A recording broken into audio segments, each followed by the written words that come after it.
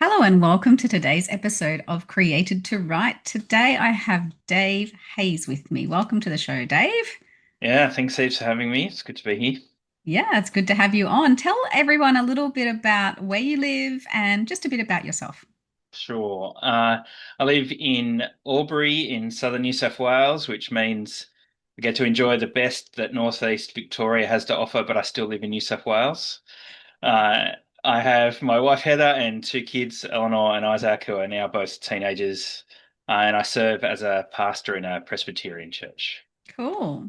So you're a writer. Have you Yeah, written? when I can. It's a serious hobby. So I enjoy the escape into writing kind of each day or on the weekends. Uh-huh. So what have you got published so far? Three books. Yep. So my first book is called Sacrifice. Hmm. It's set in the far future of Earth, uh, and things have been pretty destroyed in kind of 3,000 years into the future, and new nations are rising from the ashes, and the hero needs to go on an epic quest to stop kind of before time technology being revived to restart the wars that destroyed the world. Second book's called The Protectors. It's set about 80 years into the future, starts in Albury, I imagine 80 years in the future. And the good aliens who have been protecting the Earth team up with two human heroes to beat the bad aliens and save the world. Hmm. Then my latest book, which came out earlier this year, is called Raise the Dragon. It's a lit RPG, so the main character enters into a game world and he has stats and he needs to level up. And his goal is to save his brother, but he ends up getting dragged into a wider conflict and has to become the king and re-level up to be a dragon rider again. Cool. Very cool. So who do you picture when you're writing your novels? Yeah, so uh, both my kids are teenage voracious for me. And it's really hard to find books that are kind of safe and appropriate to feed their kind of rabid habits. And so I wanted to write books that were teenagers wouldn't put down, were safe to give to them, which secretly means that if a parent reads the book, they'll really like it too. Shh, don't tell anyone. Yeah.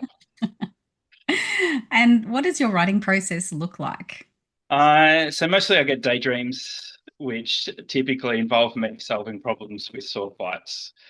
And then I kind of think, oh, this will be fun. I could turn this into something more.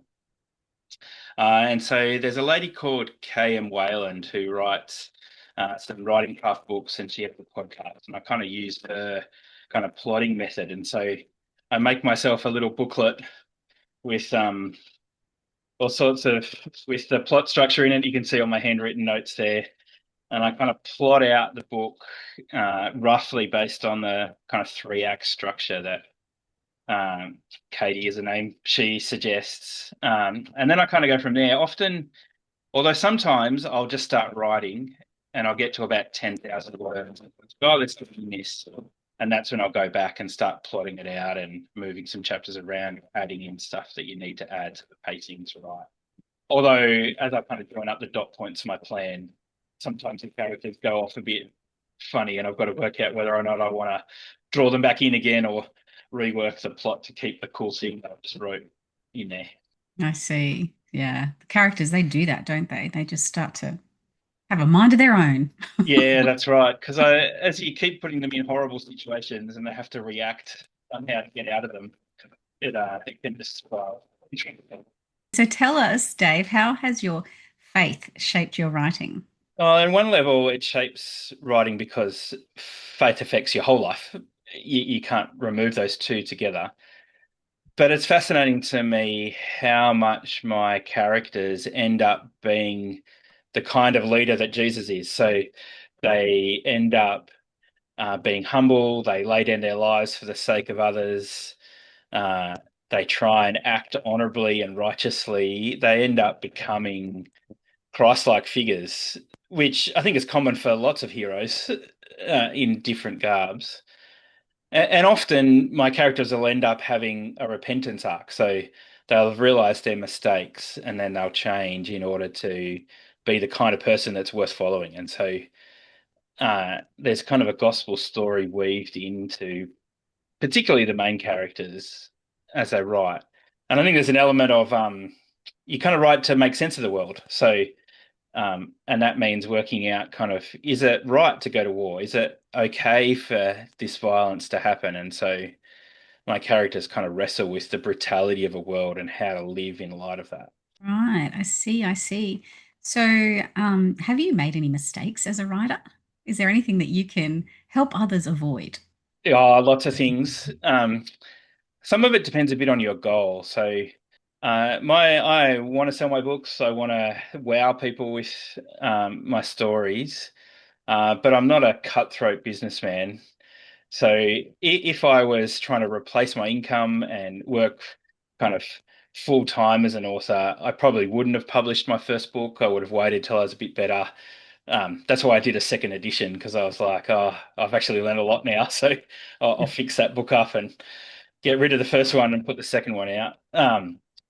So in that sense, I probably would think if I was going to do all this again, I'd go a bit slower and make sure I knew a little bit more about what I was doing before I started. I mean, I self-publish my books. I have a little company that publishes the books. And so now that I've done it three times, got a good workflow, I know what I'm doing. It kind of works well. Whereas I think I could have been a little bit less excited the first time and learned a little bit more before I started. Yeah, that is great advice. I brought two books out in my trilogy, and then my third book didn't come out for until just this year, last year. And there was like 10 years between them. So Yeah, I'm like, oh, they just don't match anymore. So I had to revise book one and two so the set matched again. yeah, Because that's I right. just what I've learned is changed how I didn't change a whole lot of there was a lot that I would have changed, but it would have changed everything too much. So I just cleaned it up. Yeah. Yeah, covers would have changed too, like what Yeah. people are looking for in a cover, all sorts of things. Yeah, Yes. Amazing how quickly things do change. yeah, that's right. And how do you know when your story, so you're saying you do things slower, how do you know when that story is right now that you know what you know? Yeah, that's a good question. You've at some point you've just got to make a call to say it's finished because there's always something more that you could do to a story. Um, and I think for me, I usually once I finish writing, I'll leave it for a couple of weeks so that I can reasonably have forgotten some things before I go back to edit it. And that's usually a good indicator. So if I kind of go back and I look at particularly the pacing, I look at where the percentage of certain things happen. So um, like I think or the first plot point needs to happen at around the 25% mark and then kind of counting back to a kind of a foreshadowing at about 12% and things like that. Once the structure is right and the pacing works, after that, you only really need to do with spelling and grammar. So I think once that's right, um, it usually feels good Mhm. because you've got a satisfying story. The ending makes sense. Um, the my Raise the Dragon book is the first of a trilogy, so it sets up beautifully for book two. Um, once that's right, then I kind of edit myself at the moment using Pro Writing Aid and Grammarly. Sometimes I use an AI for spelling and grammar, and then I'm kind of done. Um, very occasionally, readers will send me emails with kind of a comma out of place or a name wrong or something like that, and the advantage of self-publishing means I can fix that a little bit, but I've had to train myself to be okay with a reasonable product because you could spend hours. Like you could spend a lifetime rechecking stuff. So Yeah, train yourself to stop at some point. that's so true. And um, yeah, my husband read my last book and he's like, oh, he found some errors in it and it's so hard. It's like, ah. Yeah, that's right. Because you're But so there's, in the weeds. Like I had a yeah, character called Gregory, and I have a friend called Jeffrey, and I kind of wrote Jeffrey a few times, not Gregory. It's like, that oh, is pretty close. Yeah, yeah. yeah, yeah. Thanks everyone for watching today. Please hit that like and subscribe button, leave a comment, follow Dave. I'm going to leave his links below. And before we go, Dave, what's some parting words of wisdom you would like to leave the new writer or the wannabe writer? Yeah, so I think I'd just start. You can't write a novel without starting the first word, so have a crack. The only deadlines you have are your own, so you can take as long as you need to.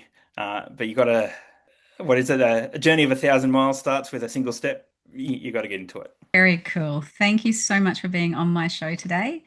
And remember, everyone, you were created to create, and perhaps you were created to write.